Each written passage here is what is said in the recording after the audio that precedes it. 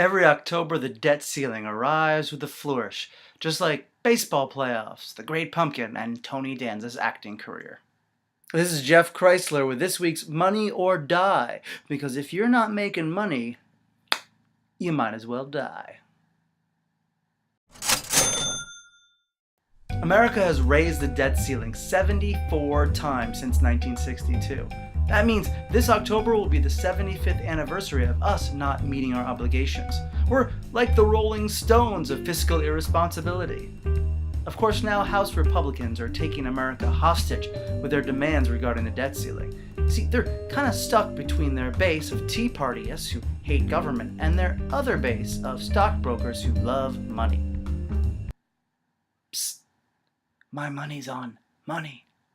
Not that I condone spending more than you should, but it's kind of like the country went out to a nice restaurant, ordered a bunch of food, and then when the bill came, not only was everyone shocked how much it cost, but they refused to pay, and they asked Rand Paul to burn down the restaurant.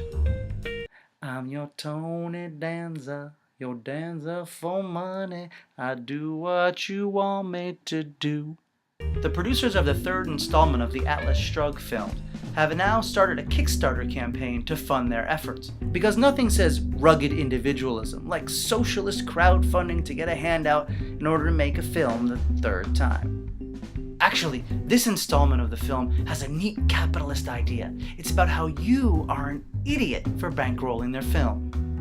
A fool and his money are soon executive producing.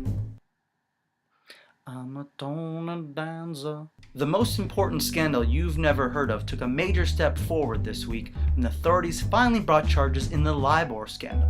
Now, the Libor scandal is when inter-office banking, they say, what happens is different bankers call and they make tiny little adjustments to an interest rate in order to manipulate the money. And because there are trillions of dollars tied up at all these interest rates, they get to skim off at that tiny little piece.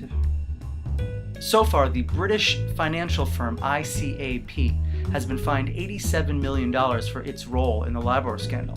Now, $87 million is a lot to you and me, or at least to you, but to them, that's like 1/20th of their yearly earnings. That's not even a slap on the wrist. That's like a Live Strong bracelet on the wrist.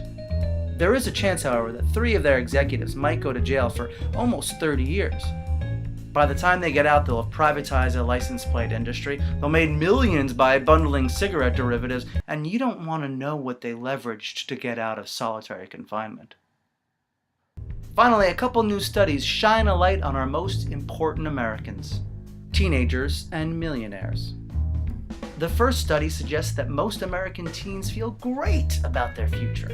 Analysts say this is because they probably haven't looked up from their phones long enough to see what's happening. The second study says that millionaires are also more optimistic than they've been in decades. This is probably because the American people have become so savvy and sophisticated. I'm kidding. It's because we're so desperate that we'll do anything for less pay than ever before. We'll just do anything. Don't forget to subscribe. And we'll see you next time on Money or Die. Because if you're not making money, you're gonna die. Tony Danza.